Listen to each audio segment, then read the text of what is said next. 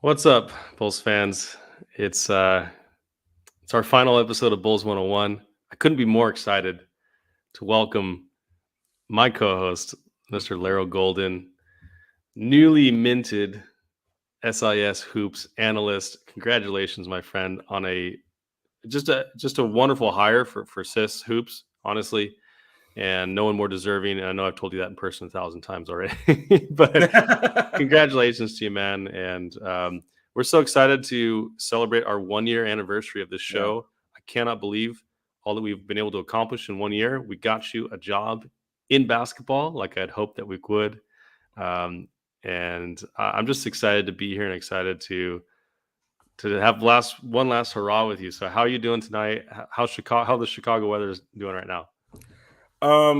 First off, the Chicago weather is really crazy right now. At least on my end, 70 per hour mile winds, and it's crazy. So if power goes out, you guys have a heads up. You understand what's going on.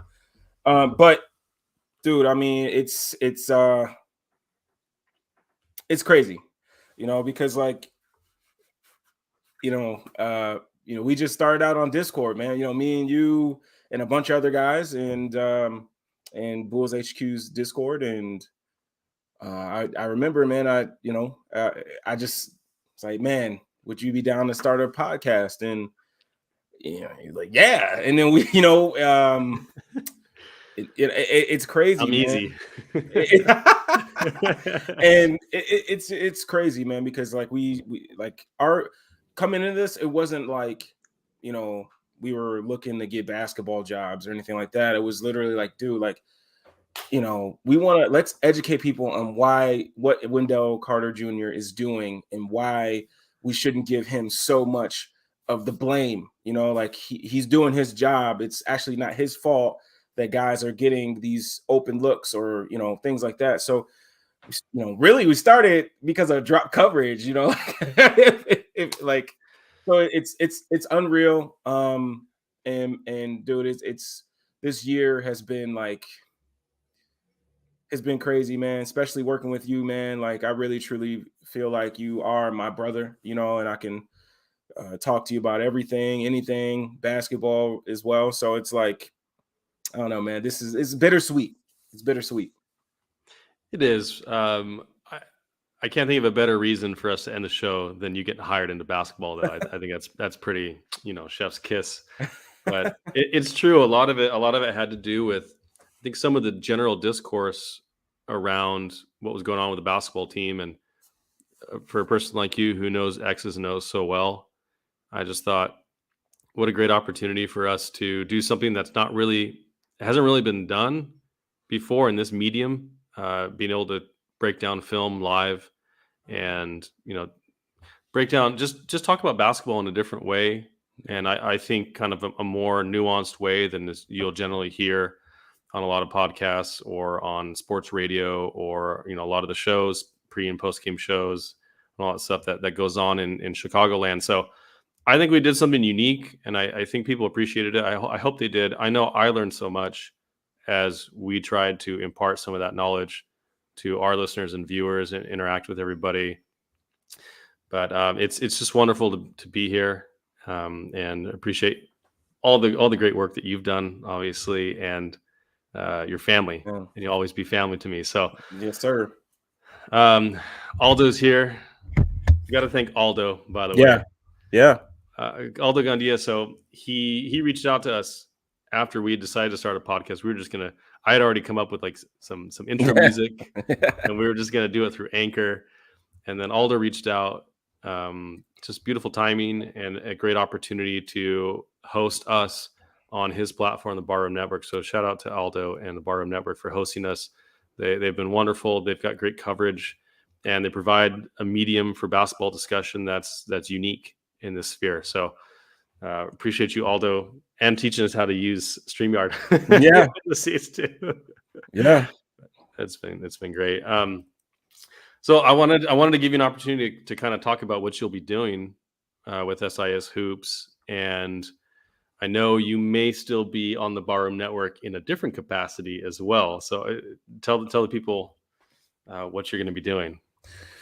Um, so it's kind of funny because one of the things, if not the most fun thing for me outside of coaching in basketball, is watching film, and picking up on tendencies of different teams, play recognition, things like that. Like that's what I love to do. I love doing that stuff. But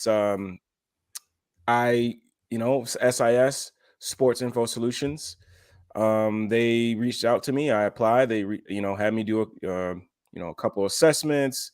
I also had to do another kind of like, I guess you can call it another assessment, but and I guess I did really well. I had a couple of interviews, and I ended up getting hired to be a video scout for SIS, and it's something that I didn't expect to come. I didn't like, again, we started this thing, to be able to talk ball and give a different flavor to Bulls Nation. And people that love the Bulls, they love to want to learn more, just like we want to learn more. And man, it's crazy going from the beginning of this to now being able to say that I have a job in basketball. It's great. It's unreal. Like every time I think about it, it's just crazy. But I mean, the job's not done. This is just a first step for me, man. I'm just happy that I was able to get my foot in the door, and now it's time for me to kind of just kill this opportunity and see where it takes me. But as for still being on the bar room, anybody who knows me, I love my Bears. I love my White Sox. So I am gonna be on here talking all those other sports like that. That's what I love. I love my White Sox, and I love the Chicago Bears. So whenever I have time, and Aldo and the rest of the guys have room for me, I will love to be on any of those shows, be able to kind of get things off my chest and be able to talk some other sports. Well, that's awesome. I know you will kill the opportunity. You're a great basketball mind, obviously, and an even better person as we've gotten to know you, as I've gotten to know you personally, and on the show. I know a lot of our listeners would echo my comments. So, and I can only go so long for praise and the bittersweetness of the show ending. So let's do what we've always done. Let's talk about the Chicago Bulls, because they've had a rough week this week. Yeah. They're on a 4-game losing streak. What have you seen? Let's talk about. I know we talked about Tristan Thompson and his addition. Hmm. What have you seen from Tristan Thompson since his arrival, both good and bad? And do you think he can be ultimately have a positive effect on this team going into the playoffs? I think so. Let me go to I'm glad actually that you brought him up. I remember, just like you as well, like and probably everybody else that's in the show right now, they're in the comments, and people that are going to be listening. I love listening to the post game, whether it's the players or I always try to listen to Billy, because he's just, I just like listening to what he's It's thinking, and great. in terms of his rotations and certain plays, whatever. But Tristan Thompson, I believe it was after the first game. What would it be? What was that? I can't remember the game that they had their first minutes together. It wasn't when he started last. I can't remember, but yeah. So he's in the game. I kind of liked the way it looked at first, but I think when I saw those minutes, and then I listened to him in the presser, he had said, you know, I believe the question was kind of, do you think you and Vooch can work together and become, a good unit together? And he basically said, yeah, I did it with Kevin Love, and him and Kevin Love and Vooch are kind of the same type of player. And I did it at a high level. Then he, kind of, I won a Larry O'Brien trophy doing this role. I think I could do the same thing. And he said, I'm switchable. I could play 1 through 5. And when he said that, I was with him with everything else he was saying, you know. But when he said that, I think I'm still that guy that can switch 1 through 5. I just don't believe that anymore. When I watch Tristan Thompson now, I don't see a guy that I trust that can stay in front of a guard just enough to kill an advantage. I don't think that's the guy. And then on top of that, if you're going to play Vooch and Tristan today, I'm sorry, together, um, now you're kind of what you can't have Tristan out on the perimeter. Nobody's going to respect him out there. You can't put it. I mean, you can put him in the dunker spot, but I mean that's kind of still clogging and getting in the way of what you want to do. So ultimately, that kind of pushes Vooch out because then he's more of a spacer and teams can't leave him open. But you're kind of taken away from what Vooch is good at. And shout out to Mark Caranzolis. Like he came out with a great article, I believe yesterday, and it just did a really good job of illustrating, what some of the concerns are with the Vooch and Tristan pairing in terms of, basically that kind of pushes Vooch to power forward and him more of a spacer. And rather than being able to use him as a hub, now you're having to run pick and roll and Tristan be the roller and have Vooch spacing. And that's kind of like not getting the best out of the lineup, So that's where I'm at with it. And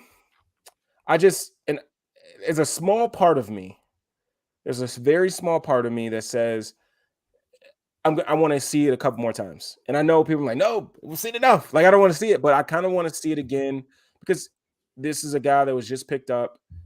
You still need to learn, everybody still needs to learn how to play with Tristan. Tristan's got to learn how to play with Vooch. So I would like to see it, but if it just doesn't have any, doesn't look like it's improving, I think you kind of just got to move him back to the bench and just play him that way, like he was when he first got here. Yeah, I think, one of the main draws of Tristan Thompson was at that backup center or being able to guard kind of big forwards because he does have fairly good movement on the defensive end from what I thought he would be. I mean, he is 30. For some reason, like, I think of Tristan Thompson as being in the league so long that I think he's like 35. Like he's like a late veteran, but he's still 30. The Tristan Thompson starting next to Vooch kind of reminds me of last year when we had Tice starting next to Vooch. And even though it could work in stretches, that was in part because Tice had such good mobility. Yes. And he's a good rim protector. But as you mentioned the kind of the problems on the offensive end as to where Vooch is getting the ball and what his role on the offensive end is going to be. And also, I think one of the draws, as I mentioned, one of the draws of Tristan is as a backup 5. And if you start him next to Vooch, then you got to stagger those minutes somehow or find someone else to be a backup 5. And Tony Bradley and Tyler Cook and those guys can kind of step in for a few minutes. But Tristan Thompson is really, I think, well suited at the 5 as a backup 5 more than anything else. So I'm not loving it. I don't really agree with it. But Billy says what you said. He wants to see it a little bit more. He wants to try it out. And Billy's a guy who's going to try out a bunch of different things. He's going to use the regular season to experiment, which is good. I think ultimately that's a good thing. I just think in this particular stretch against lots of quality teams and with Lonzo and Caruso still out, it hasn't resulted in wins. And that's the tough part. I think that's what's tough about this little stretch of 6 to 8 weeks here with Lonzo and Caruso. I think we've faced all of the top teams in the East and the West multiple times, and we've done it severely shorthanded. And I know I don't want to sound like I'm giving an excuse because and we were talking the other day on Twitter about it in DMs, but the Bulls should win one of these games. They haven't beaten anybody since like mid-December. They haven't beaten anybody really good since mid-December. And even the bad teams get lucky, right? Like even in Orlando, Detroit, Oklahoma City, they're going to catch one of these teams on an off night and win. And we have gone like 0 for on every single one. And I know a lot of them have been competitive. So, But our team's completely different without Lonzo and Caruso. Just completely different team. Our completely different strengths. This team without those two guys is exactly the type of team that a lot of analysts thought they would be when they talked about them in the offseason. A very good offensive team and a pretty bad defensive team. And that's what they've shown to be without their two all defensive candidates. Yeah. Yeah. I think you know me. I'm still I know we have a 4-game losing streak. I know, but me myself, I'm not panicking because one, I just don't think. I think Billy alluded to it. He said, well, he didn't allude to it. He said it. I can't remember again which game it was. I'm blanking, but he said in the press conference that this team isn't battle tested. You know, you know, they, and you can watch them at the end of the game, right? The whole first 3 quarters, they're flowing, they're moving the ball. Maybe DeMar's hitting some shots. And then when the game gets kind of close in the end, it's almost like they don't know the go-to play, the go-to action. They don't know who, you know, the only thing that they really trust right now is getting the ball to DeMar and getting the hell out of the way. And it's like, when you play these great teams, that's not going to work. Like, no matter how good DeMar has been, when you play a Bucks team, you know, you're going to play a Nets team. You're going to, especially the Miami Heat, that can switch everything. Just throwing the ball to DeMar and allowing him to just go on, that's not going to work. So they still need to build some continuity together. And that sounds weird because they've been playing almost close to a full season. But, you know, just because they got off to a fast start doesn't mean that they don't still have to grow. And I think you're starting to see that at the end of the games.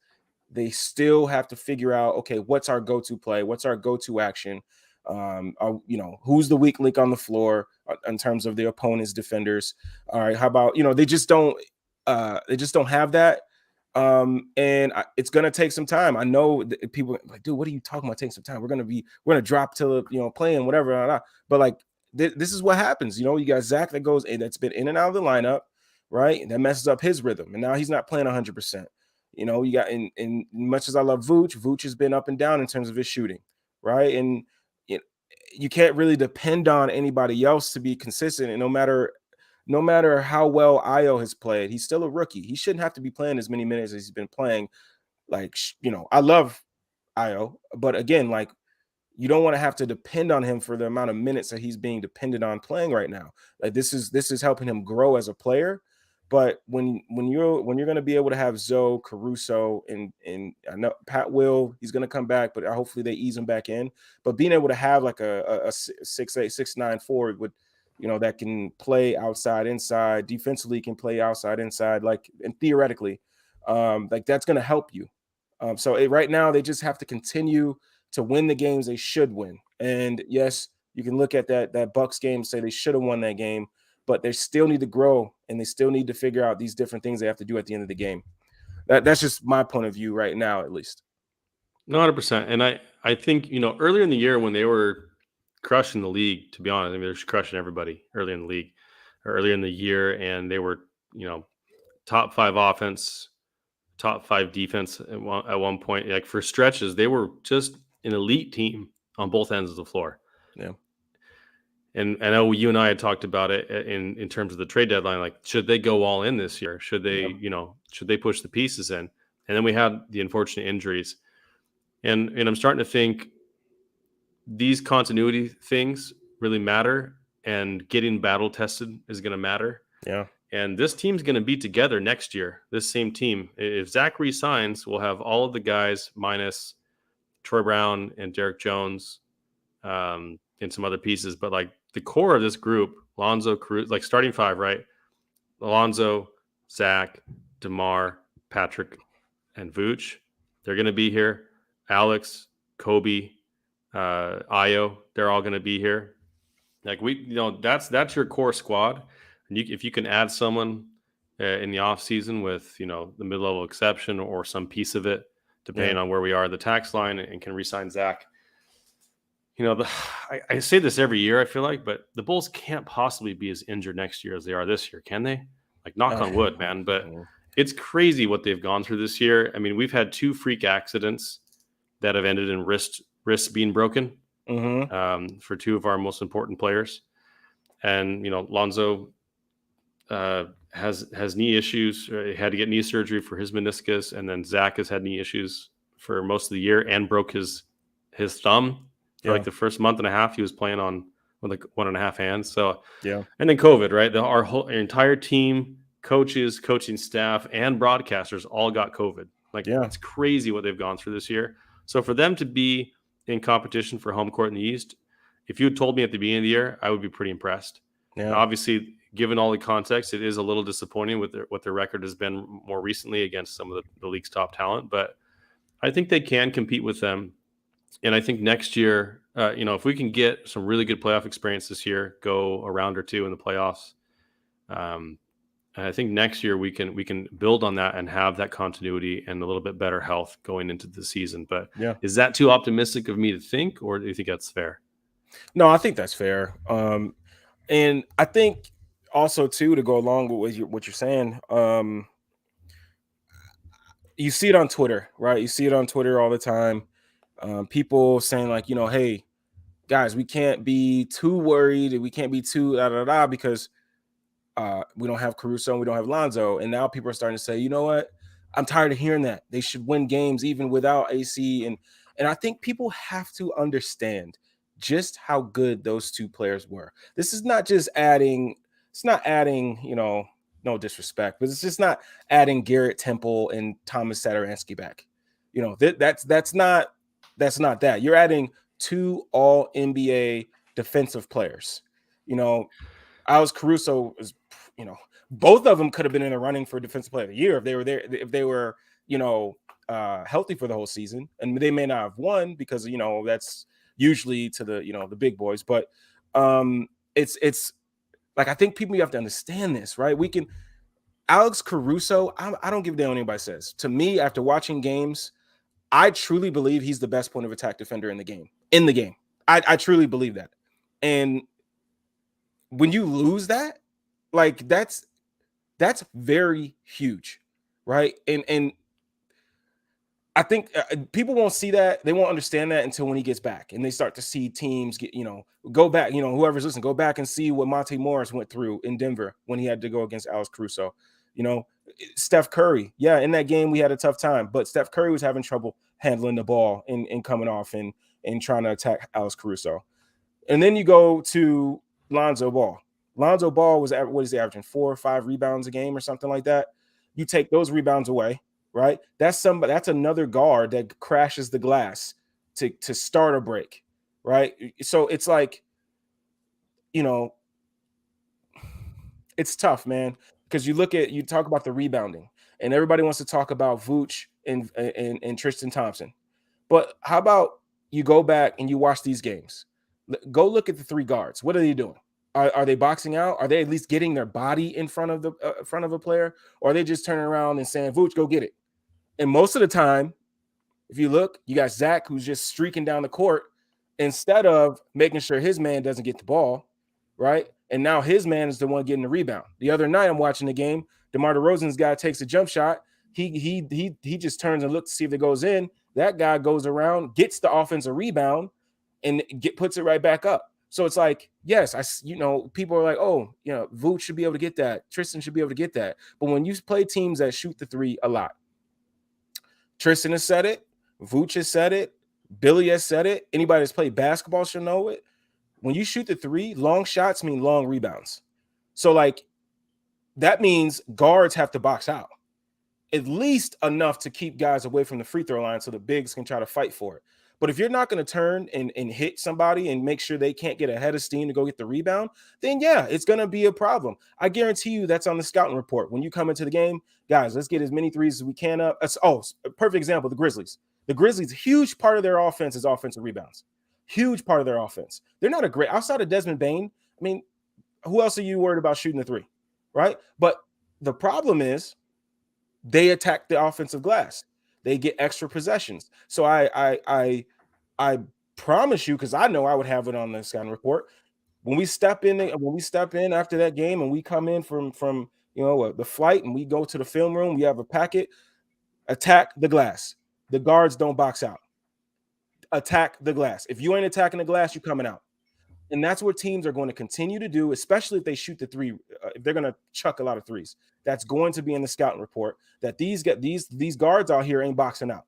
So just everybody just crash the glass, and we'll probably have a good chance of getting it. And that's where you also miss Lonzo, because Lonzo will go attack the glass and go help get a rebound, and start the break. And then that's what we miss too. Those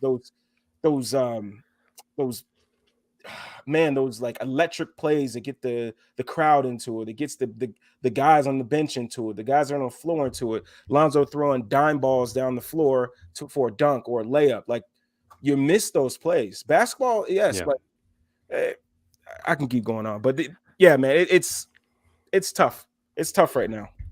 I'll just say this.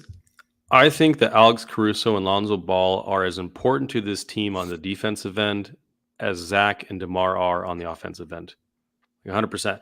And it's not just their individual skill. And Nippy says it here, right? It's not just their skill, but the Caruso is the quarterback of their defense. 100%. He is the architect of their defense. And he, not only is he, as you mentioned, one of, if not the best point of attack defender in the game today, but he also raises the level of every other player on the floor because of his intensity and his communication.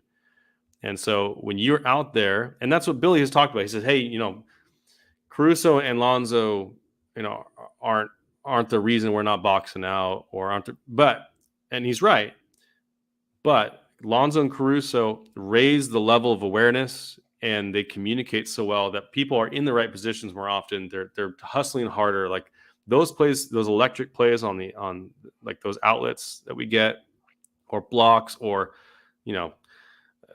blocking a guy from behind as they're trying to get a floater, like that stuff energizes a team. And anyone who's played basketball knows this, right? You have those guys, they raise your level. Like if you have a guy on your team that is going to pass the ball and find you on the break, you're running the break harder, because they're going to find you for an open layup.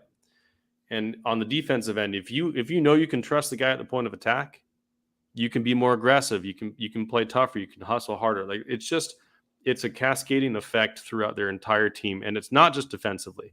Yeah, offensively, both Caruso and Lonzo have an incredible talent for finding the right pass at the right time, and they're pinpoint passers. They're so smart, and as you mentioned, the rebounding, the positioning, they're so fundamentally solid on that end, on rebounding, on positioning, on defensive help, and on directing other guys to where they should be. Yeah. So as I said, we go from a bottom 10 defense to a top 5 defense when those two guys are on the floor versus off. That's a huge, huge thing. That's like Derrick Rose MVP year. His offense, the Bulls offense with him on the court was number 1 in the league by like a long shot. And when he was off the court, it was worse in the league by a long shot. Yeah. Like that's how important they are to this team defensively. And on offense, they grease the wheels on so many different things. So and I think Nippy makes a good point here. Zach has definitely been different, and I don't think it's just the knee injuries. Yeah. I haven't seen a wow Zach game for several weeks at least. I can't remember the last time that Zach had a game where he just blew me away. And he had several in the beginning of the season, and he had tons of them last season. But I do think that having those guys on the floor makes Zach's job easier. And DeMar, for heaven's sake, like DeMar just broke Wilt Chamberlain's record for most consecutive games with 35 points and over 50% efficiency, which is insane for the type of shots that DeMar takes. But DeMar has way too much on his plate. So the fact that he's had a couple of rough shooting nights, like he's going to regress to the mean. He's shouldering way too much right now. And I know Vooch and Zach have done, Vooch has been a lot more consistent on the offensive end. But this is a team that doesn't rely so much on their star players. They rely really on their team as a whole. The pieces fit together so well. Like you don't have a Kevin Durant. You don't have, and Mark K mentioned this, you don't have a superstar on the team that kind of just makes everything work like a Joel Embiid or a James Harden. we have three all-stars, three all-star caliber players on the offensive end in Zach, DeMar, and Vooch, but they really need the tandem of Lonzo and Caruso on the other end to really make that team work and run and be the type of team we need to be. So I'm also going on a rant here, but I really think that I am also tired of the excuse, but the excuse hasn't changed. Like, the excuse is still valid. I just think that the Bulls should, need to find ways to win regardless, and they haven't, which is disappointing. But they're absolutely a different team with those two guys on the floor, and I can't wait till they're back. It's been a really long 6 to 8 weeks. If I had the job that Billy has, or he has, I think there needs to be a balance of player freedom and structure. And what I mean by that is like a lot of the times in the games you could see it, like it's just flowy, players doing, maybe they have an action here and they just, go in and get a mismatch and they go crazy. But I think there needs to be, in my opinion, when the game is tight, last night in the Bucks game, the game is tight. I would love to see. I understand DeMar DeRozan, people, are saying MVP caliber player, which he is. But like, I think even if you go to, Jokic, Embiid, Giannis, right? Giannis is definitely an MVP caliber player, but if Chris Middleton has it going, Chris Middleton is going to get the ball, right? If Drew Holiday has it going, Drew Holiday is going to get the ball, right? So it's not. I think some people get it twisted, where it's like, he's the MVP, so he needs to have the ball. But in my opinion, when the game slows down, I think they have a chip that they don't tap into enough. And I think if you have the lead, if you can get that ball, slow the game down, I want to see in these games, get the ball to Vooch in the post more, right? Take some pressure off of Zach and DeMar to have to create on the perimeter so damn much. Take some pressure off of them, hit Vooch in the post, and let's play off of him. Let's get some Laker cuts, some split cuts. Zach is one of the best cutters in the game. Why can't we use his other abilities? Yes, he's a pretty damn good shot maker, tough shot maker. But like, why does he have to depend on that? Why can't we can throw the ball down there, split cut baseline, Laker cut across his face? Maybe you can dump it to him for an easy layup. Or how about you want to try something? All right, hey DeMar, man, how do you feel about cutting? You want to try that? Or is that part of your game? I don't know. I don't know if he's told Billy like, yo, I don't cut, brother. So I don't know. I don't know. But like that'd be something I'd say, hey DeMar, let's dump it in there. How about you backdoor cut, maybe a 45 cut or something, man. Let's see it. You can finish at the rim. You can go get it. Let's see what you can do. Like, I think they just depend on Zach and DeMar so much, man. And especially when you play against Miami, we saw it, man. Watching that game, they switched everything. It didn't matter. There was no way you can get an advantage. There was, they even with Bam, you scream with Vooch. Oh, okay, Bam, go ahead, you got it. And it's like, okay, all right. Now they're telling us everything perimeter based. Any screen action, we're switching it. So there ain't no advantage, because it's not like you're gonna get, I don't know, Matt Thomas on a switch. You're going to get Bam. You're going to get Jimmy. You're going to get Lowry. You're not getting any advantage. PJ Yes. Tucker. Like, so it's like, how about, okay, so that's how they want to play. All right, let's run a cross screen. Let's get Vooch a touch in the post. If you can attack it. But let's start cutting and moving them off ball. How about let's give them some reason to have to communicate a bit more, because if you're not going to cut and you're just going to stand on the perimeter, that's easy to guard. You're just going to react to the pass. But if you cut off of Vooch, hey, guys, are we switching that? When he does that cut, what are we getting? And I think they need to use Vooch more. I understand he's really good passer from the elbow. He's a connector from side to side. But when the game slows down, you maybe got a lead. It's a tight game. How about we dump the ball into the post and let's play it from there? Let's play inside out. They hedge down, we can kick it back out. Now you can got a guy who can attack a closeout. But it's just like, it's screen pop. Okay, we'll live with, let's see if Vooch will knock it down. No, we've seen it. And I love Vooch. Chris, I love Vooch. But I understand. Even I've gotten to a point where like, man, I want him to have that three ball back. But if it's not falling right now, let's push him to another spot that he's really good at. And yes, you know, shout out Marquez and a couple other guys. Oh, he doesn't score that well in the post. It's not about the scoring. It's Correct. about giving a different look, and he's a good post passer. So let's use it. If you're not going to use it, you're also not you're hurting the team. So I don't know. That's just where I'm at right now. Well, and you make a good point with Vooch. It's not about him scoring in the post. It's about him, because with Lonzo and Crusoe out, he's probably our best passer. And you talk about off ball movement, but if you got guys doing off ball movement and Zach and Mar are the ones with the ball in their hands, they're proficient passers, but they're not finding those passes. They're not going to find those cuts. And if you have Zach as the person without the ball cutting, who's finding him? If it's not Vooch, it's nobody. Like no one's going to find him for those types of cuts or those outlets. That's why Lonzo and Cruz are so important to that. And so Vooch is, I think, your best option as a hub of the offense in general. And they're if you're just running pick and pop, you're removing the advantage that you would create by moving him into the post or having him be a short roll passer, or just and as we've seen, his consistency has improved. I think a lot of it has to do with the fact that he's taking shots closer to the basket. Yeah. And he doesn't,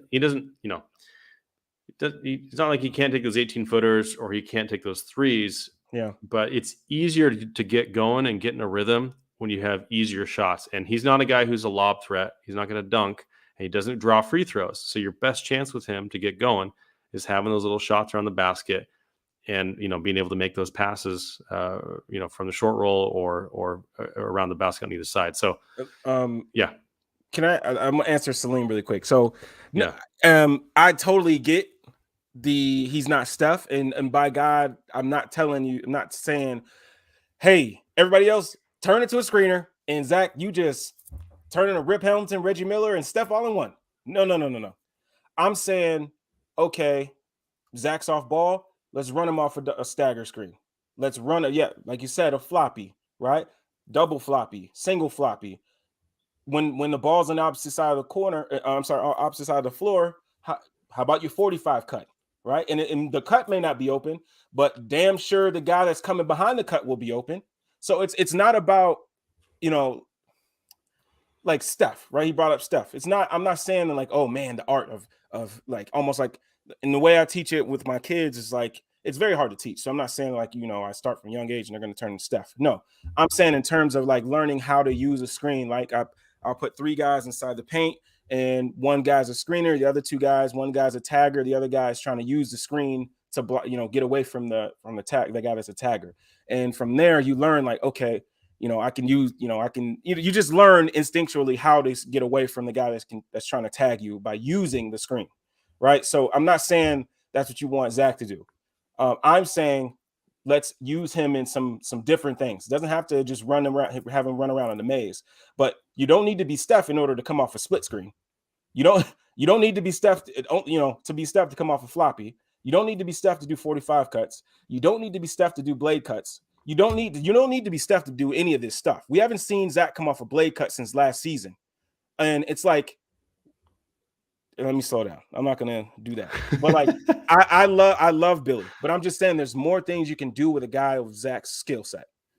Just having him be a guy that just stands in a corner or a wing when he doesn't have the ball. I'm sorry. He's not someone that's just a good shooter. He's a guy that has really good athleticism. And even at 70 to 80%, he's faster than a lot of guys. Yep. We just saw last night him go through Giannis's chest and finish through a layup. So, I mean, I'm just saying, man, there's different things you can do. And I would just like to see Zach used differently. That's all. Just a tad bit differently. That's all. I agree. I mean, Zach is someone who, at his best, is not the guy creating offense for himself, even though he can. He is an elite finisher at the basket, an elite athlete, and an elite shooter from the perimeter. He can do all those things at an elite level. he's not an elite playmaker. He's a good playmaker.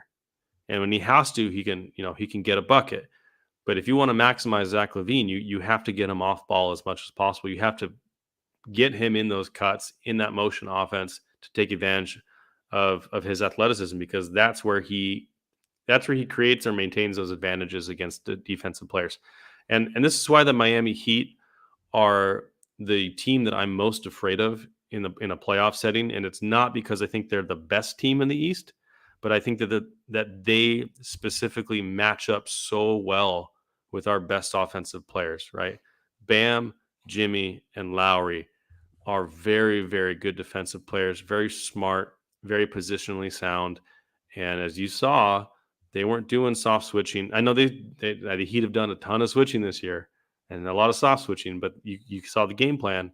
They weren't doing that, and they were basically saying, we're not going to let you mismatch hunt like you've been doing. And the Bucks did the same thing, right? They kept Drew Holiday on DeMar down the stretch and made him shoot. Yeah. And usually DeMar's pretty good for it, but it's just tough. It's just tough when you're in that situation. And that's why it's important for Billy to be creative. And the other reason I don't want to face the Heat is because Eric Spoelstra is probably the best coach in the NBA. Yeah. And he's really, really good at just about everything, including in-game adjustments and creativity on that end. And Billy, I think, is a really good coach. I mean, there aren't many bad coaches in the NBA anymore. He's a really good coach. Yeah. He's the right coach for this team.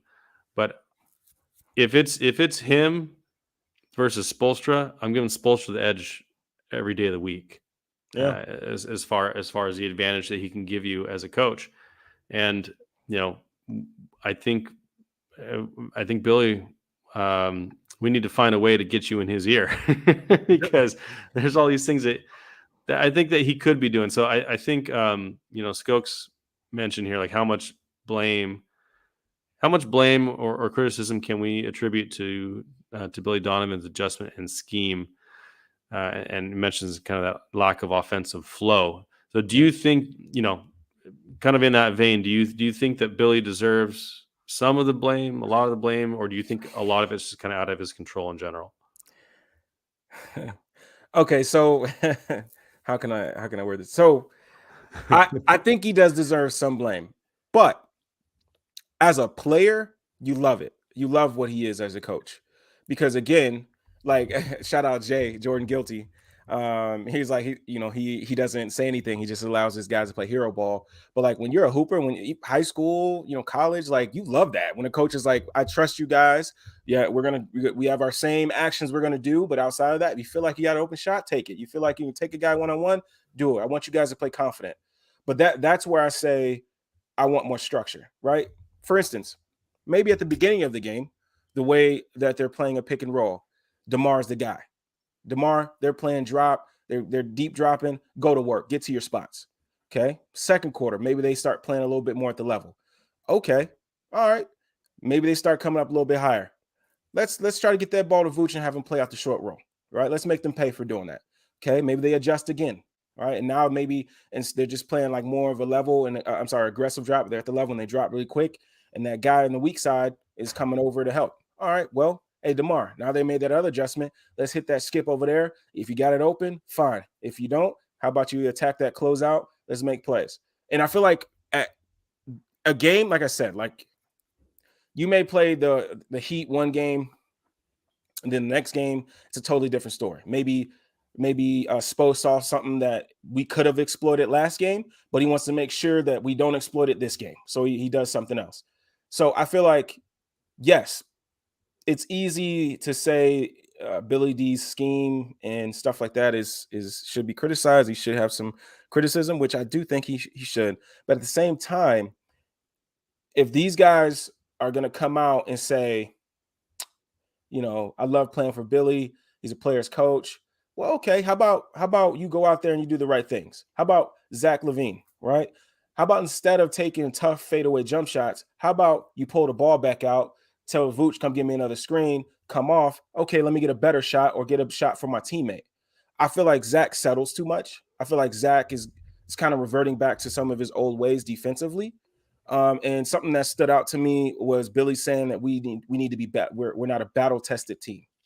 And the one thing that sticks out to me when he says that is when you watch the game, just watch Zach. If a ball's on the ground, is he diving for it? And again, I don't want to sound like that guy, but I'm saying like the extra effort plays. Is he giving the extra effort plays? Is he boxing out? Right. And I just don't think I see enough of that. Like when you're battle tested, you do any damn thing it takes to win. You know what I'm saying? Like we used to see Joakim Noah get on the ground for loose balls. I see Giannis get on the ground for loose balls. I see a bunch of stars around the league that want to win get on the ground for loose balls or boxing out or taking charges. Like the extra effort stuff. That's the stuff that I think that Billy is like saying, but like doesn't want to come right out and say it because obviously those are your guys and you don't want to throw them under the bus. But at some point, I think that's also Kris and a couple of you guys that brought it up in the chat. That's where you miss Caruso because Caruso leads by example and also is a vocal leader. Caruso is going to get on the ground, and that stuff is infectious. When you see a guy do that, you start doing it, right? You don't want to be the only guy that's not doing it, but like that's where you miss Caruso, those intangible things that Caruso brings. Because it's one thing to talk on the bench, right? But like I remember growing up in games where you got those guys that your boys, man, they're your boys, right? You mean a battle tested game, they come over, hey man, you gotta do this, and they're doing that, and you're in a competitive state, man. Shut the hell up, man. I'm trying to like you ain't in the game with us right now, like like so. And I'm not saying that's the way they're thinking, but I'm saying like I could see some guys being like Caruso, man, just get healthy, and then we can getting Caruso back on the floor, doing these things that are gonna be infectious. It's going to be huge, man. And so I went on a tangent, but like there's things I watch this team. They're right there. Offensively, they're right there. Defensively, we already know what we're missing. We know what we're missing. I don't care what anybody says outside the market. I don't care what anybody says that watches this team and says, oh, we got to win these games without no. Caruso and Lonzo is our cure. That's our cure. We have a cure. They're just trying to get healthy. Offensively, we're right there. We're right there. It's just we need to be a little bit more efficient on some of these late game half court possessions. We can't. DeMar, I love you, brother. I do. But let's try to see if we can get a better shot sometimes than shooting over two guys. Like I love DeMar, but like there's sometimes, how about we just move the ball and let's see if we can get something else, and that's just where I'm at. And again, like I said, I can go on for a long tangent because there's a lot that's festered up in me. Well, you should, because this is your last opportunity for the foreseeable future to even talk about the Chicago Bulls in any public setting. So fire away, brother, fire away, because I know you're going to be itching. What's going to happen is Larro's going to be in my DMs and texting me saying, "Hey, Kris, you should really say this. You should say that. Make sure you say this about that because I can't say it, but I need you to say it." SIS Hoops, if you're listening, he's never going to do that. Definitely not going to do that. But yeah, no, it's true. The team is good, right? And this is a championship caliber team. I truly believe that the level of talent is a championship caliber team. But it needs all the pieces, right? We don't have a top 5 guy. We don't have a Giannis. We don't have a KD. And, DeMar is playing like a top 10 player this season. Like he's an MVP candidate. But he doesn't have – I mean, I don't know. It's just – I don't know what's different about it. I can't explain it very well. But this team relies on the team. They rely on each other. And they're going to need all of them. And I'm excited to get Pat back too. And we could talk about Pat in a second, but Kris, go for it. Just real quick, look, Kris, and you brought up a great point where you're like, the team relies on the team. And that's not a bad thing, and, nope. and like that's what teams are supposed to do. You're supposed to be able to rely, like everybody has a role, right? And you're supposed to rely on those role players. And if your role players aren't there, then guys are being overextended, which leads to, mishaps down the road. So I'm just saying, brother, I'm right there with you. Lock and step. Yeah. I really do think it kind of sucks for Patrick Williams. It's kind of a lost season for him. And I really think in this type of environment, I think he really would have thrived. I think we would have seen growth from him like we've seen growth from Io DeSumo. And, hopefully he comes back, he gets some games under his belt, can kind of get his rhythm going again and be a contributor in the playoffs. I would love to see that. I would love to see it, but he's going to have yet another off season of work to do.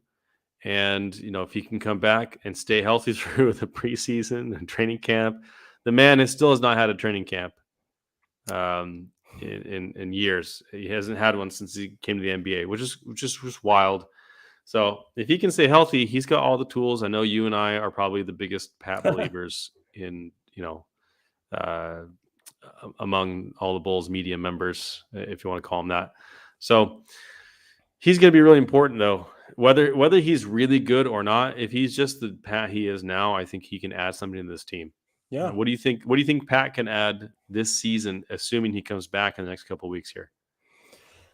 So, okay, like you said, I'm just gonna let you ride. Like you said, man, it's my last one, so I'm gonna get it out. But okay, so with the Pat thing, yeah, I kind of want him. I hope Billy doesn't just throw him into the starting lineup. I would like him to kind of ease back in. Hopefully, he comes back with enough time to have a few games under his belt, get back into the flow of things.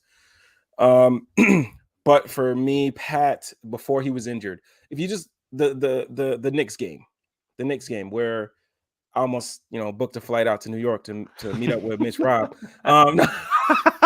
No, but like you could see it. He was starting to understand. Oh, okay, so I can attack a closeout. I'm gonna get a swing because when I play with guys like DeMar DeRozan, Zach LaVine, Vucevic, they're gonna get attention. I'm gonna get the ball. You start to understand. Okay, if DeMar has the ball or Vuce has the ball, if I'm open, I'm probably gonna get the ball. So I'm gonna, like you start noticing these things. You start to get comfortable with your new role. And I thought on the play that he got injured on, caught the ball, he ripped, went baseline, was about to go put it on Mitch Rob's head, right? With that aggression that people wanted from Pat. He was showing it on that play, and then we got clothesline out the air. But anyway, so it's like one of the things that I think is working for Pat or is working in his favor, I should say, is when you are on the bench or you're watching film, that goes a long way as well, right? You can see stuff from a different lens, right? You can take a step back and see, okay, when coach calls angle, right? You'll see him in the game going angle. That just means that they're going to set a pick and roll like on the wing. But anyway, so okay, when they call angle, I'm going to be right there. So let me watch Javonte and see how he kind of reads certain things, right? And then Billy already said they're feeding him film. They're giving him film just so he can continue to feel like he's involved in the team-oriented things. So he's been watching film, and that's one of the biggest things as well. Like it's one thing to play, but being able to see different coverages, being able to understand what because I'm sure with the film to say, okay, when we call I don't know, horns flip, right? When we call horns flip, this is here's a clip of what it should look like.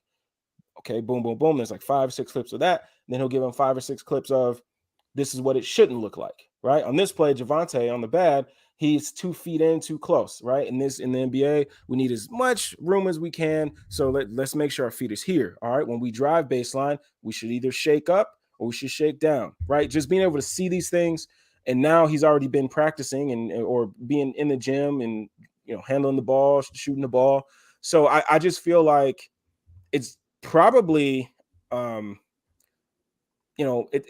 be honest with you, him being able to see some of this film and see how teams are playing this offense and seeing guys in his role, like, right? So it probably gonna help him. But again, it's gonna have to get the basketball conditioning because there's nothing like can't just sit on that treadmill, can't just run on a track. Like basketball shape is basketball shape. So there's no basketball peloton. Exactly. So you just gotta play, man.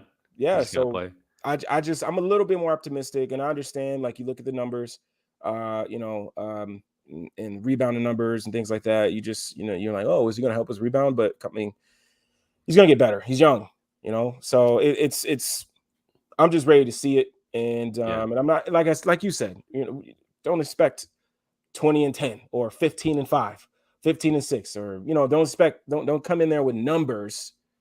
Just how about you come in there, look at how he looks. Is he comfortable? Is he taking his open shots? Is he being confident with his drives? Is he Mhm. traveling when he catches the ball? Like pay attention to those things, because if he comes in and he's doing the right things, maybe the shot isn't falling, but if he's doing the right things, that lets me know, okay, all right, he's where he needs to be. Now he just needs to make his shots. That's all it is.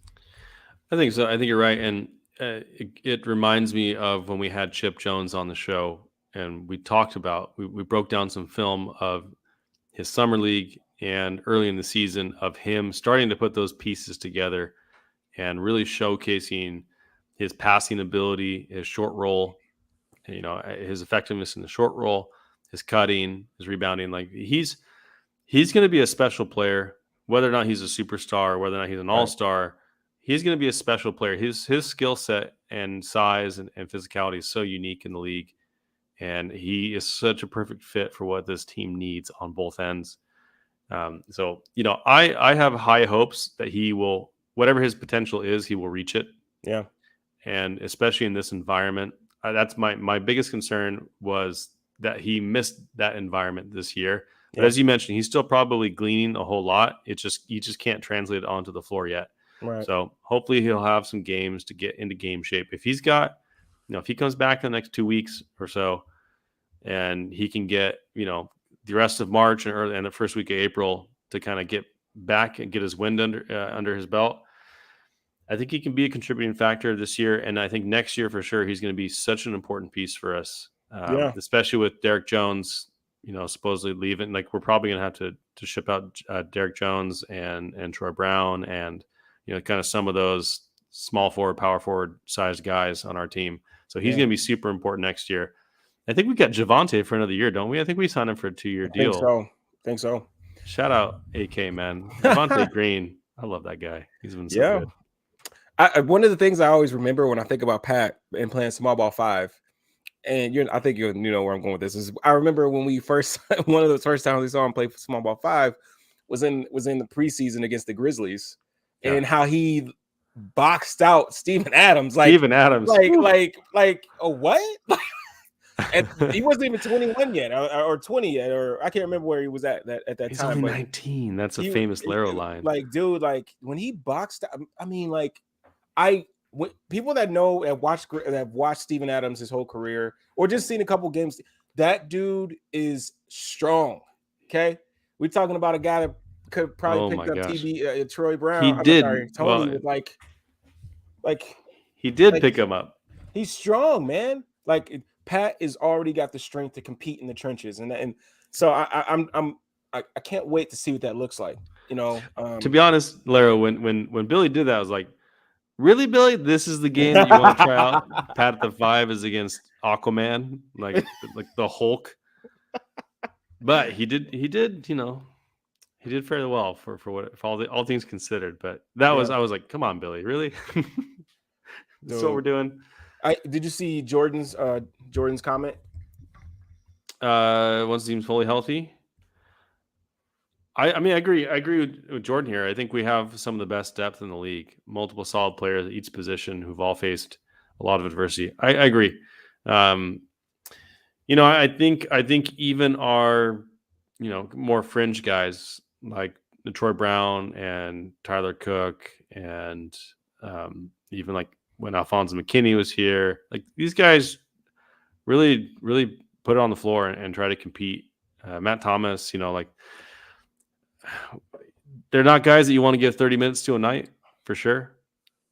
Unless Tyler Cook's guarding Giannis, then give him all the minutes. But they've really stepped up. And I'm glad Troy's shooting a little bit better recently. Yeah. Because he's had a tough stretch. He had a tough stretch, and he's become kind of the scapegoat for because Bulls Twitter just can't leave well enough alone. But he's I think the depth. If you just look at the rotation guys in the playoffs, though, if you have our current starting 5 with Javante Green as the 4. And then off the bench, you have Alex Caruso, Kobe White, Ayo Dosunmu, Patrick Williams, and Tristan Thompson. those are your backup 5 players. In there you've got a top 10 rookie who's not just a good rookie, he's a good NBA player. Yeah. You've got an all NBA defensive guard, and you've got Kobe White, who, I mean, he's been really impressive this year. I'm so impressed with Kobe White this year on both ends of the floor, and I know that he can get hot or cold. Like, within like the first 2 shots, if Kobe's going to have one of those nights, like he starts 2 for 2 or 3 for 3. You're like, all right, here we go, Kobe 20 plus point game. But what he's done on the defensive end this year has been really impressive, especially his attempts at rim protection. Just been really impressive to me. Yeah. Even if even if he doesn't have the size for it, his position has been so much better. So I agree with Jordan. I think we've got some really good depth, and I didn't even mention Derek Jones. And I should have, because Derek Jones has been great for us this year too. Yeah. Yeah. And I gotta ask you this, man, because I don't think I'll be able to ask you this later. We're getting ahead of ourselves here, but again, it just popped in my head. So this season, right? Kobe's on team option or player option next year?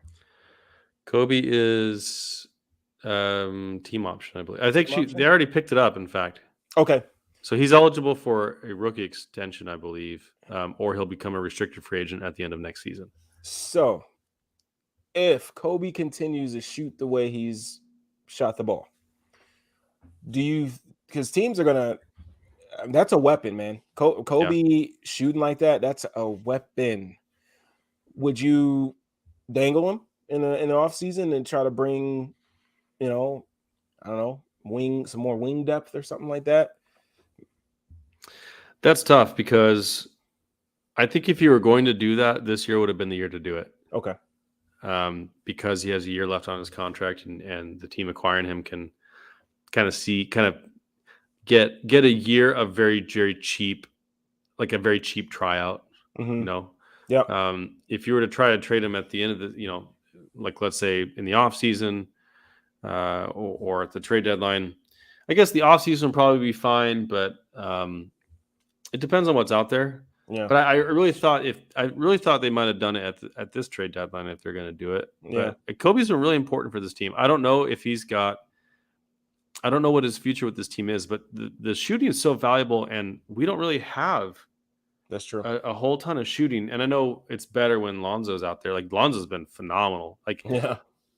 I think when we use the term 3-and-D all the time, yeah, I can't think of a player in the NBA this year that has done 3-and-D specifically at a higher level than Lonzo Ball. Like, he's all defense on the defensive end, and like, he's one of the best 3-point shooters in the league. Like, he is, and shooting at a very high clip. He has been a phenomenal 3-and-D player, and that's not even including all the stuff that he's done as a ball handler, as a distributor, just everything that he's as a rebounder, running the break. Like, he's just been a phenomenal player this year, and I'm so happy we got him. Thank you, Pelicans, once again. They're feeling good right now, man. The Pelicans are looking pretty nice after that CJ trade. You know who isn't looking so good? The Lakers. Oh, and you know what? That's fine with me. That's fine with me. I know, right? LeBron just put up 56 tonight or something like that. Something like that. Get a win. So, I don't think LeBron can be dependent on to do that too many other times. He's going to need a 2-week vacation after that. that poor man. I'm not going to say that poor man, but that team is struggling, and LeBron's having a phenomenal individual season, and it's not doing anything, which goes to show that it's really hard, even for one of the best players of all time.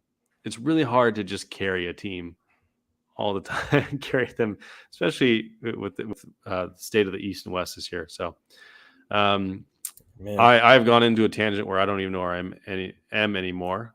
So please take this from me. Please take this from me. Yeah. So you're hilarious.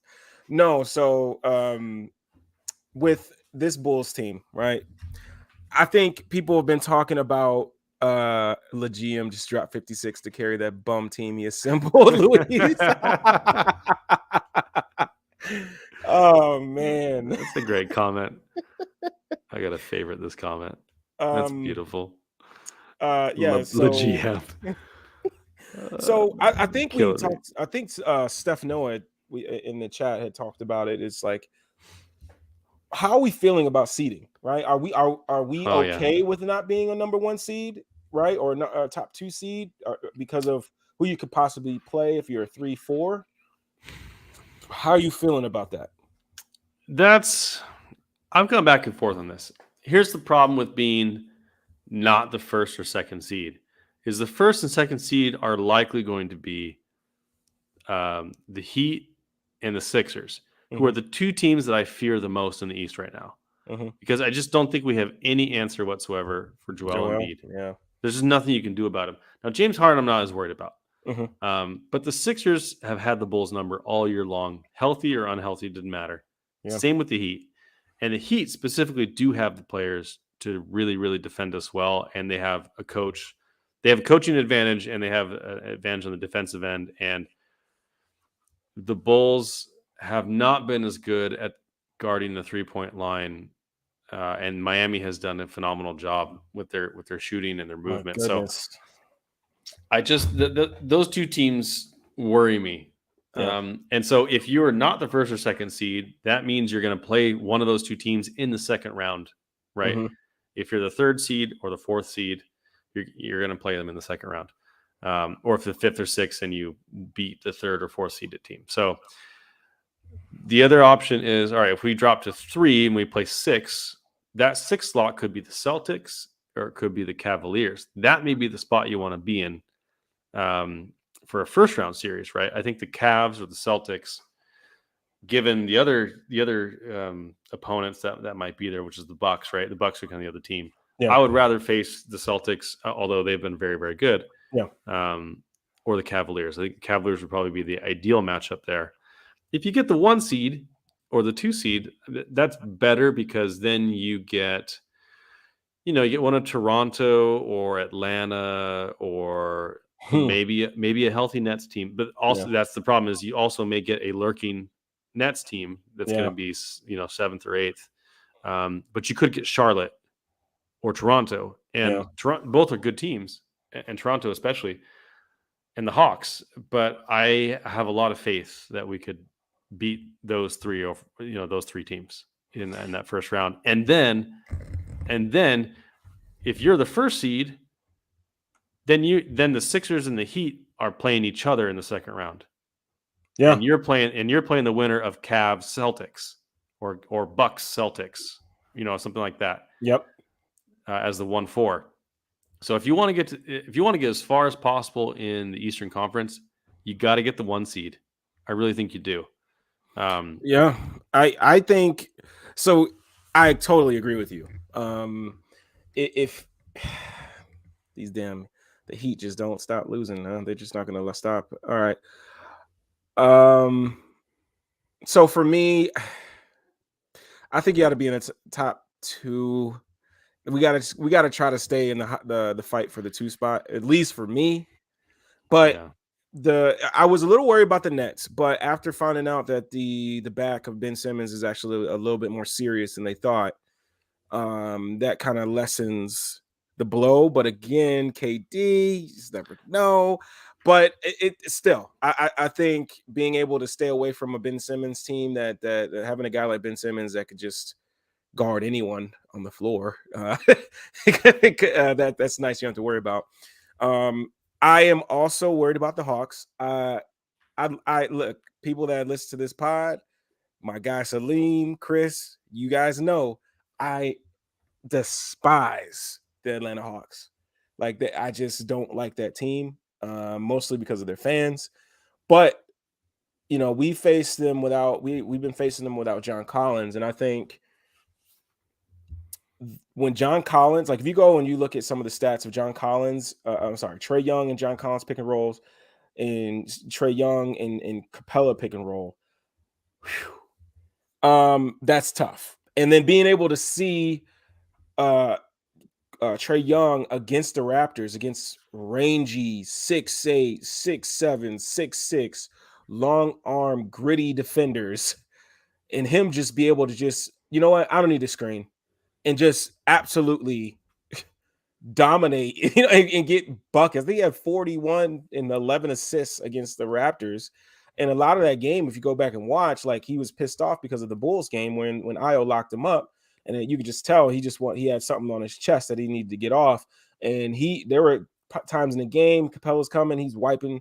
No, I don't need that, and just absolutely one-on-one attacking anybody that was in front of him. And we already know the type of passer he is. So in a playoff setting, the Atlanta Hawks are a little bit scary for me because you need a point guard like Trae Young that can absolutely get into the paint, break teams down. Bogdanovich is playing better. You get John Collins back. You already know what Capella can do as a roller. I you know, that team in a playoff setting is a little bit scary for me, and I kind of would like to stay away from them as well. But with Caruso, if Caruso and Lonzo are back, I guess I'm not as worried. But I mean, Trae Young is tough, man. That dude, he's tough. Yeah. There's just not a lot of great options this year. No. I mean, because if the Nets are healthy and the Nets and the Hawks are both in a play-in tournament, I think those two come out of the play-in. Yeah. Out of those two, with the Toronto Raptors and the Charlotte Hornets. I mean, if your first round opponent is the Nets or the Hawks, that sucks, man. Like that really sucks. So I mean, as Salim mentioned, he kind of thinks the first seed's out of reach at this point. He may be right. We've got a tough schedule the rest of the year. We don't know for sure when our guys are coming back. So it could absolutely be the case that first seed's out of reach. At that point, then I would say, man, you got to avoid the Sixers. You got to avoid the Sixers. Salim says this too: 0-10 versus Embiid. Embiid has never lost to the Bulls. Harden looks motivated again. Hey, he got traded. He looks motivated. Matisse Thybulle.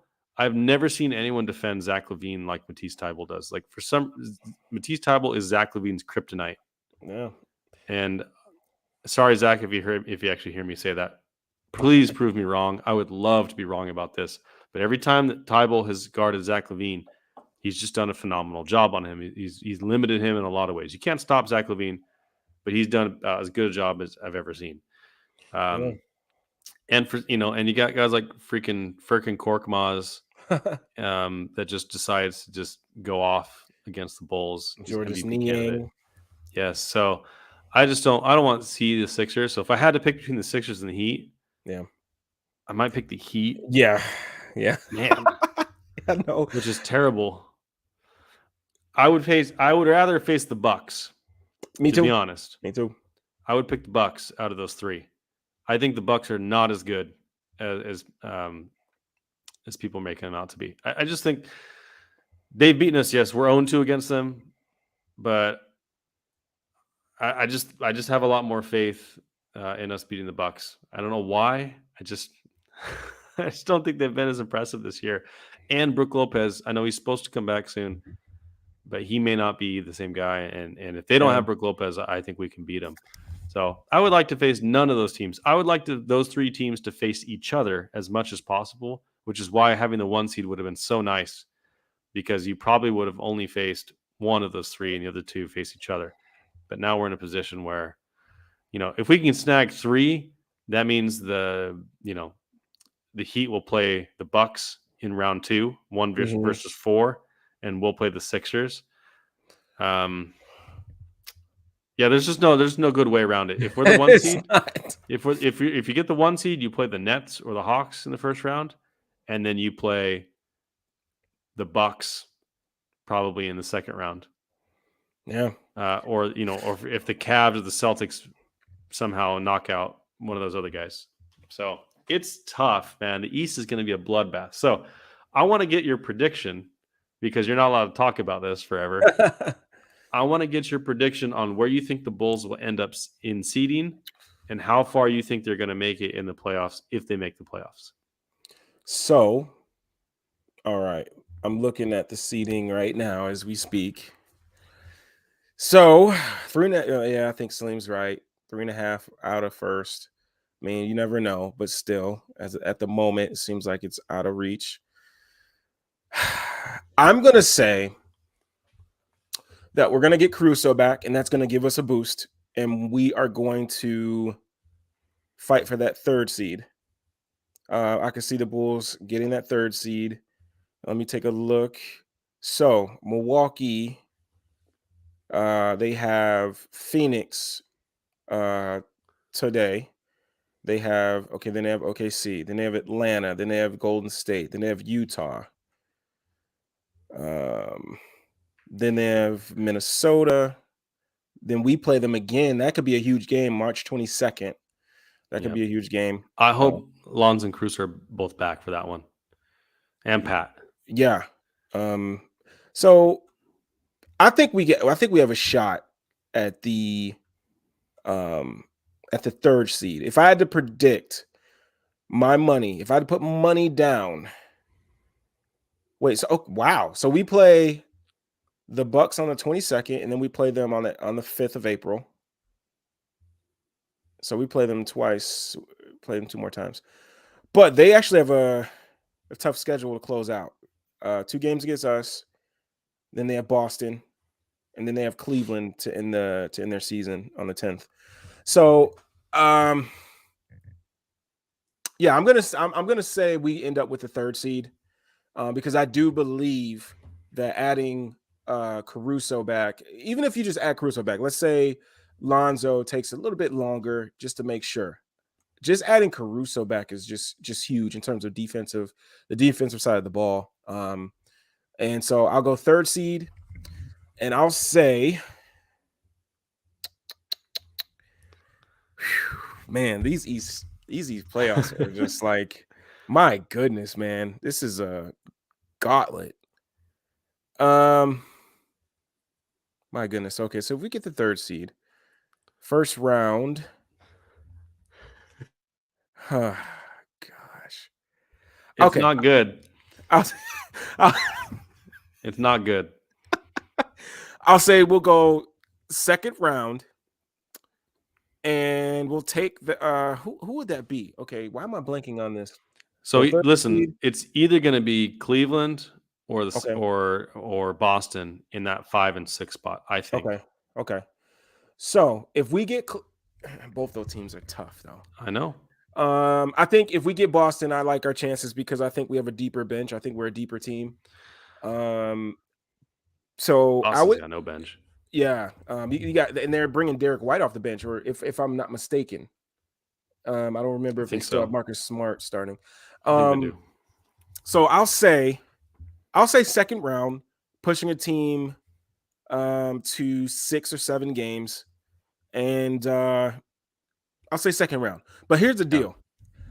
I think people need to remember where we were at the beginning of this season. Before this season started, we were going to be okay if they just got to the playoffs, got out of the first round. That was progress, because we knew that, hey, this is all about making sure that Zach knows that we're about winning, and we want you here.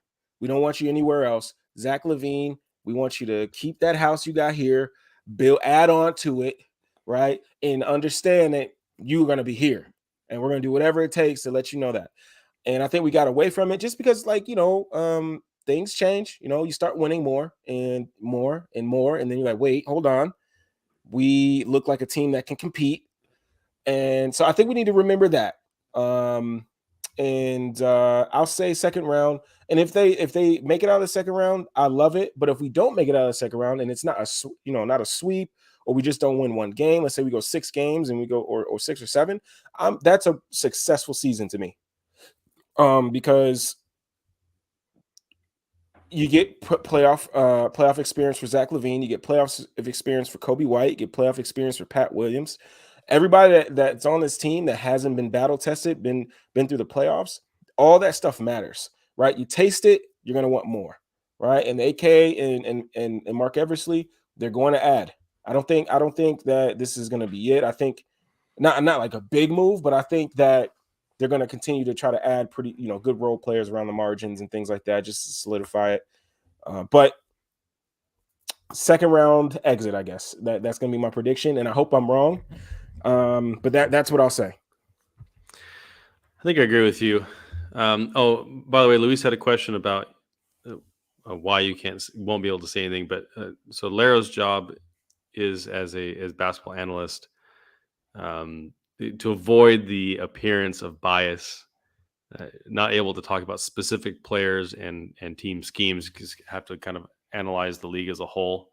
So I don't know if you wanted any further explanation on that, but that's kind of why. So Larro's got to get all his bull stuff in for the foreseeable future now because he won't be able to give his opinions publicly. You can still text him if you want, I guess, or DM him, but that's about it. So right.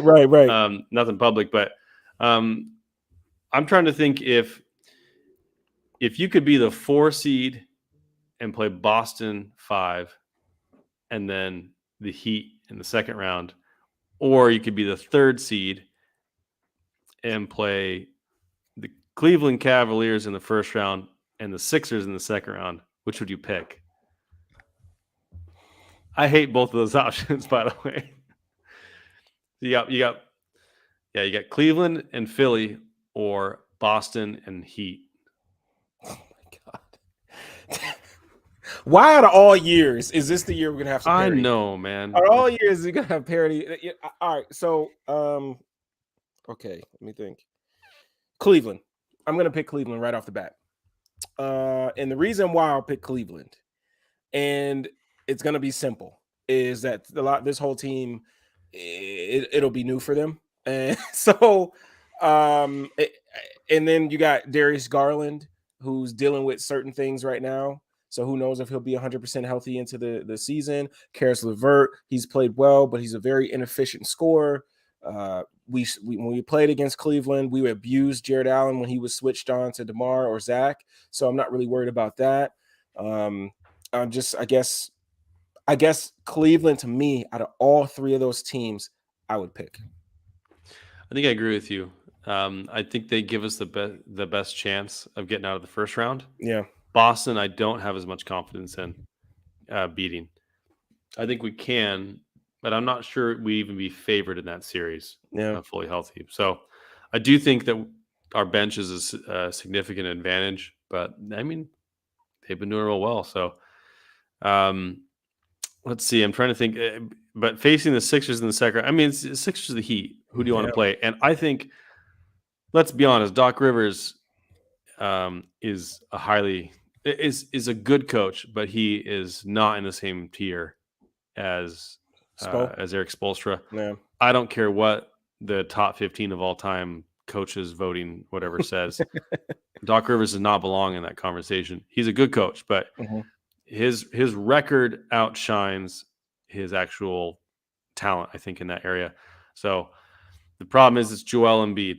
Embiid, it's it's just that's the tough part. So, but I think I would take my chances against them versus the Heat, because I think the Heat just match up so well with us on defense, and I think they've just got better. I've said this 3 times now, but I really think I would pick the Sixers over the Heat in that scenario. If I got to face Cleveland in the first round and then Sixers or Boston and Miami, I would pick. I also think Cleveland. Thinking of it as, putting on my coaching lens, right? So, a coaching hat, I should say. It's like, no disrespect to DeMar DeRozan, but I think when we play teams, we're gonna have to think about who can DeMar DeRozan guard. Okay, who can we put DeMar DeRozan on? And it's getting to a point where we got to start thinking about that with Zach more as well now too, because man. But anyway, I think you can. I think you can put DeMar DeRozan on Lowry and just be like, dude, he ain't driving the ball. Okay, when he catch it, he's gonna shoot it. Just stay connected and just worry about Lowry. All right, and then if they're gonna have Lowry playing a 3 guarding DeMar, I mean, I'm just saying, like, there's some things that can be done, but I think that's something you got to think about, as a coach. Like, okay, knowing your player's strengths and weaknesses, who can DeMar guard? Because as well as DeMar, I should say, as much effort as DeMar has given this year on the defensive end, it's still not enough to really be excited about in a playoff setting where Yeah. teams have time to look at film and you know and just really dissect the team. So yeah, Cleveland, hands down for me. Jordan's got a good question here. Speaking of DeMar, do we think DeMar still plays this well next year, or is this year an outlier? Because Jordan says he thinks we can make that Phoenix Suns like jump, make a few marginal moves, and just get more reps together. I think I agree. I mean, now DeMar's had a phenomenal season, but what he's doing as far as his percentages and things, I don't think is like a serious outlier. Um, I think he's in the right context Yeah. for him for his skill set to be maximized. He's doing a lot less passing this year. He's been relied on more as a scorer than a passer like he was in San Antonio. But I think his performance has been, pretty on par. He's just scoring. He's just had more of a scoring load this year, and so the numbers look better. But he was shooting really well in San Antonio. Like he's been a really good shooter. So it's it is a little higher this year, Yeah. but I don't think it's unsustainably higher. So that's just my opinion. But I think with another year under our belts, I think DeMar can have a similar performance next year, or have a similar kind of role on the team next year, and hopefully have to take on a little bit less of a scoring load. So his individual numbers may go down, but I think he can have the same level of impact on the team. I don't know, except for maybe I don't know how many game winners he's going to have to hit next year, but hopefully he'll have to hit less than he's had to hit this year. But I have more faith in, and Celine kind of said it here, like DeMar's game is predicated on his fundamentals and not so much his athleticism.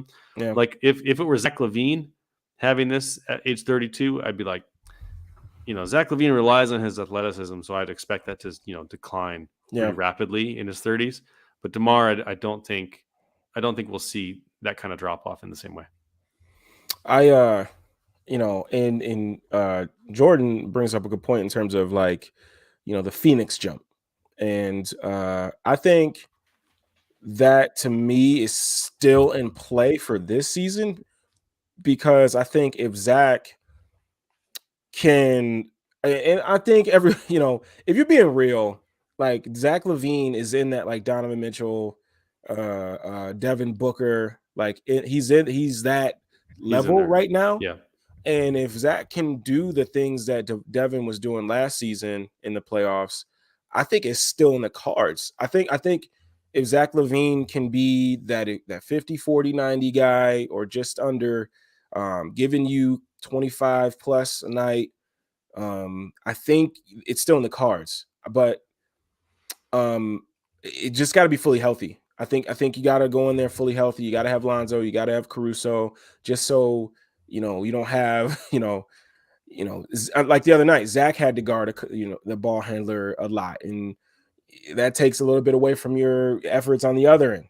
So if he's able to kind of not have that much of a defensive assignment, because now you got Lonzo and you got Caruso who can kind of switch with each other and make sure they're on the point of attack.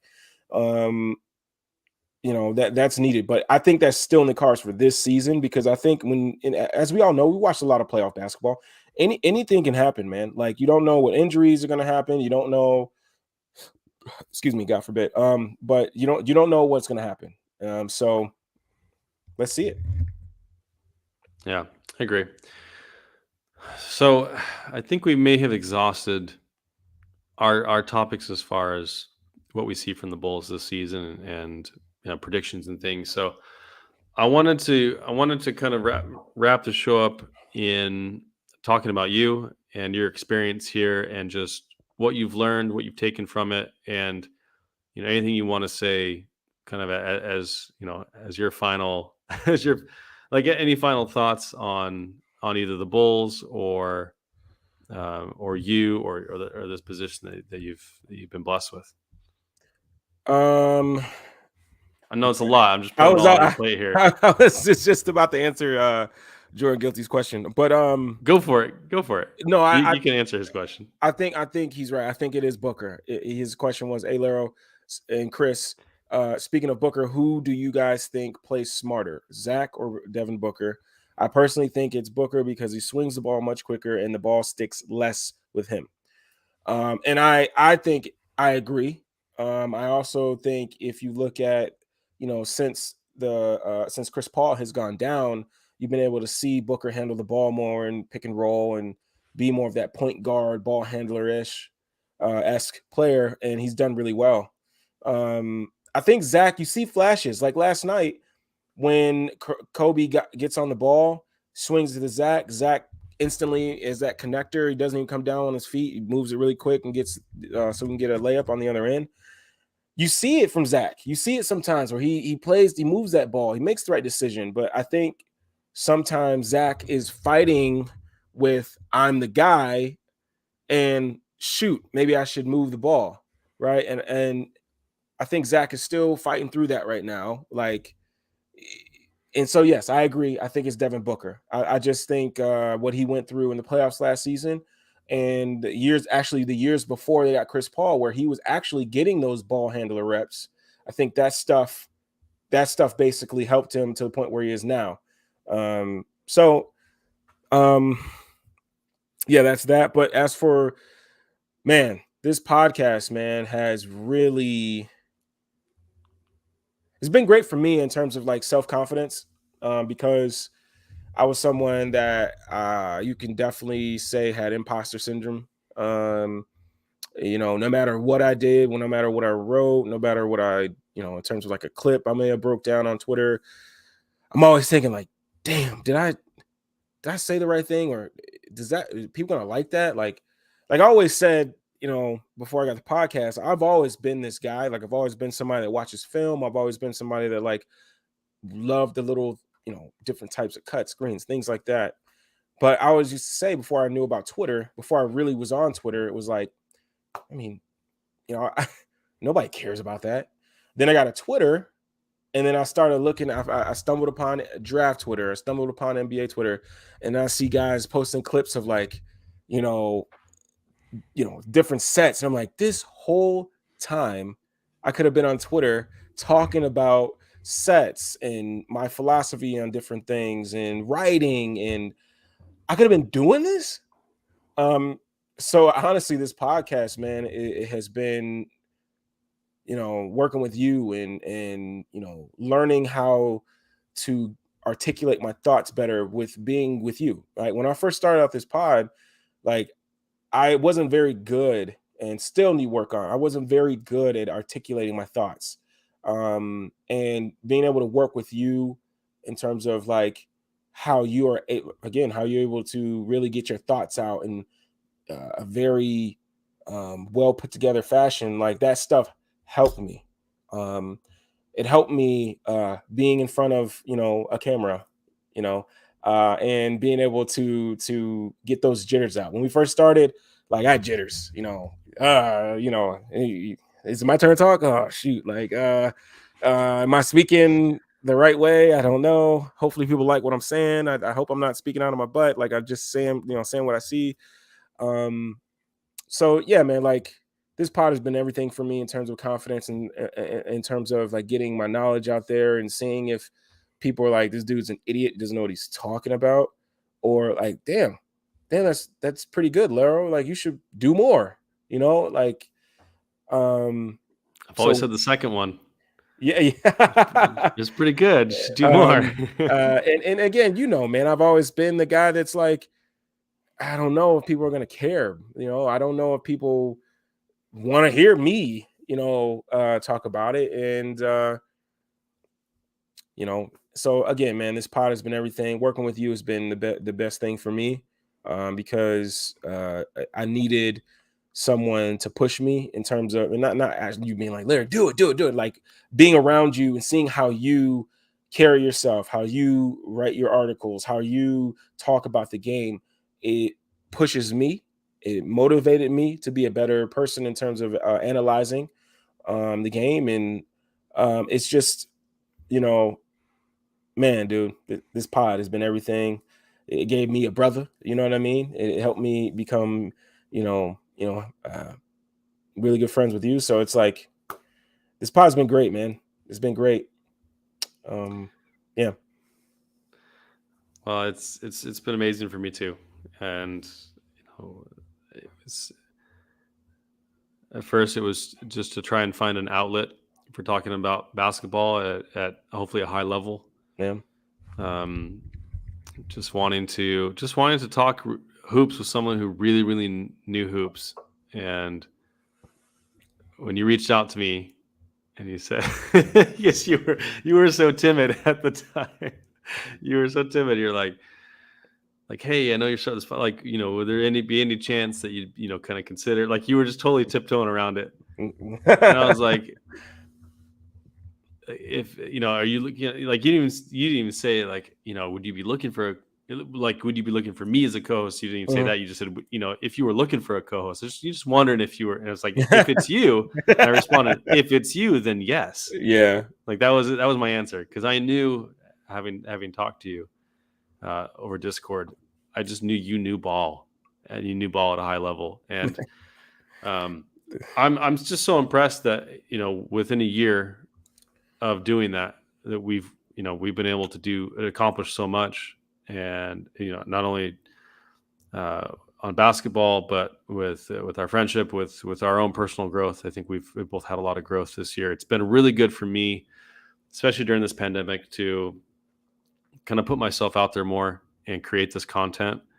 And I wish I could write more. I haven't been able to write as much as I wanted to because of all the stuff I got going on in my life. As most of you guys know, that this is not a career for me. This is a hobby. I have a full-time career, and I have a full-time family. And I'm doing this late at night because that's the only time I get to do it.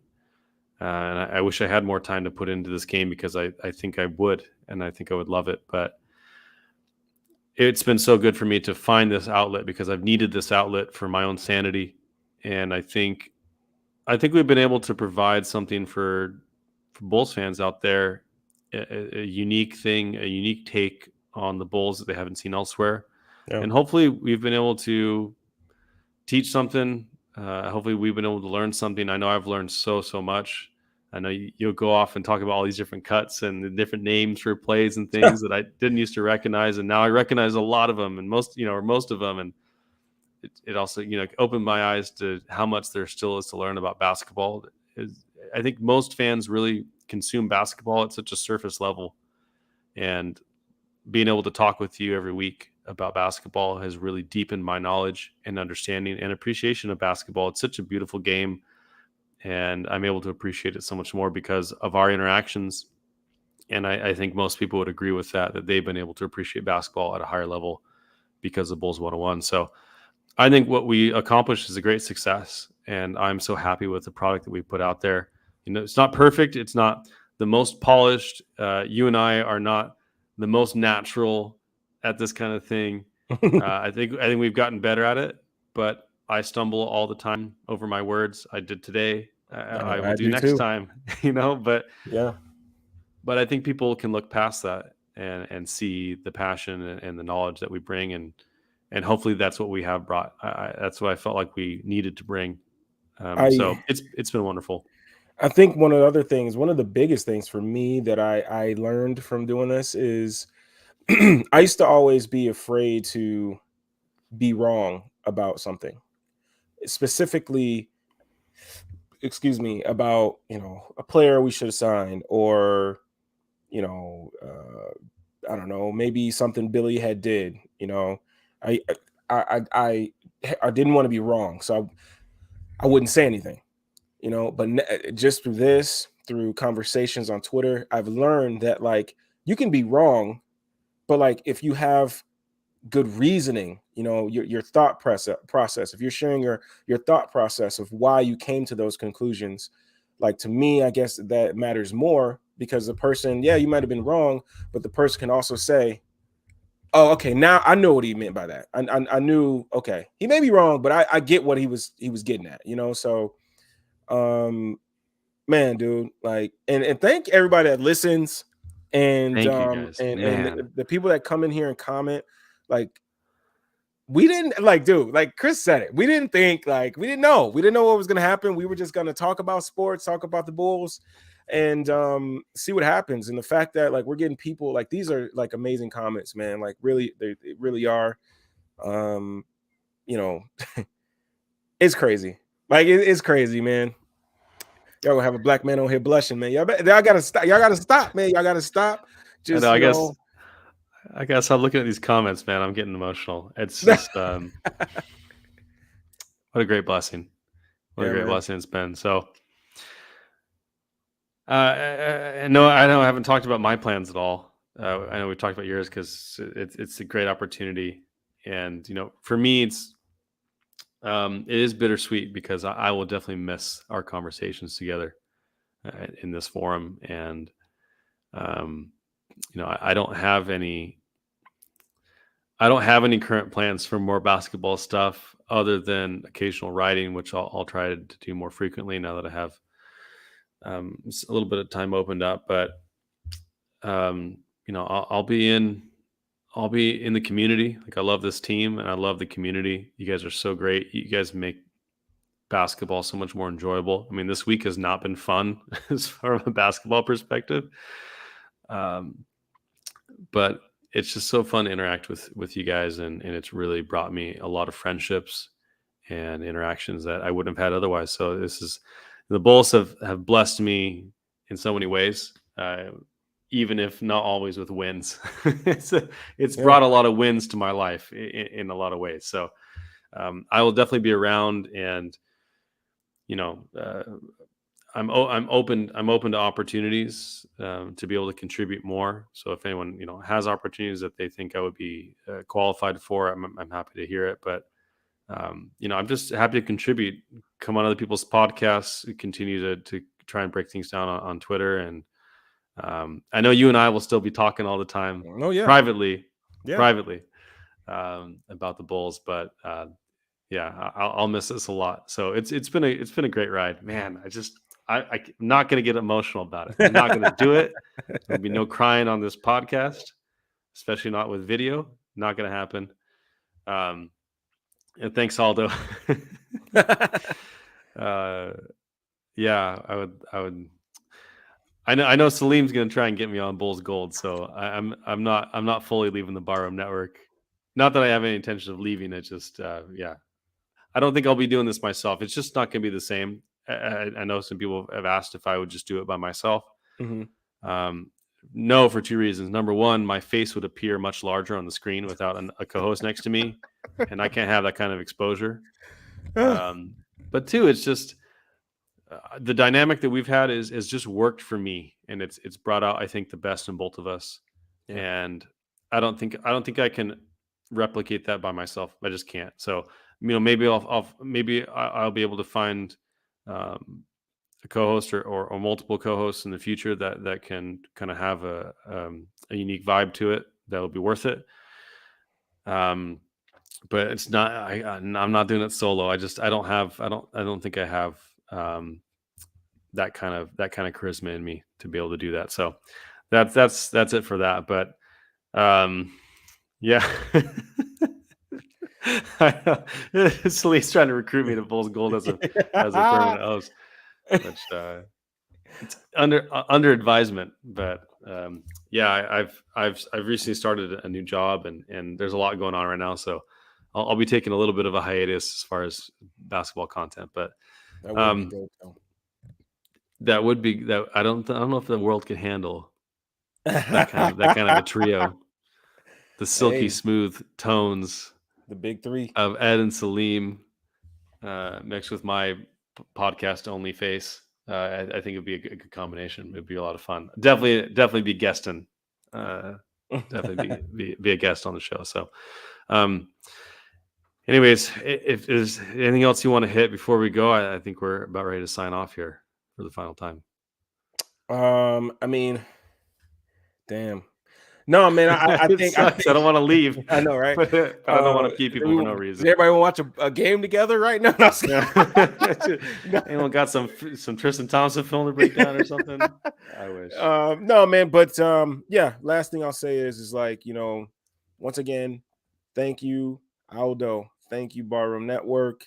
Thank you to everybody that listens, that has listened. Thank you to everybody that gets up late with us to have some late night Bulls talk. Um, I really appreciate that. You know what I'm saying? And you all, the listeners and the comments, have helped me become a better analyst, because some of the questions you ask make me think differently. And make me have to, like, man, that's a good question. Like, I need to go back and watch and Yeah. see why. But thank you, thank you, thank you. That's what I have to say. And let's not give up on these Bulls. They're going through a little rough patch, but it's a long season. It's gonna happen. It's gonna happen. So just stay locked in with this team. We got a team that's gonna be I should say, we got a front office that are going to be aggressive, and they're going to make the moves that need to be made. So I'm not worried, man. Just stay locked in with this team. This is a good team. That's all I really have to say. Yeah, it's a great team. It's been a great season despite all the ups and downs, and it's been a great ride with you. And so I agree. Amen. Thank you for everything, Aldo, Bardo Dude, Network, yeah, Larro, all of our faithful listeners, watchers, commenters. The commenting, you're so right. It's added another element of interaction that's just been it's made it that much sweeter. So thank you guys so much. We'll be signing off for last time. For Bulls 101, Kris and Larro, we are out. peace.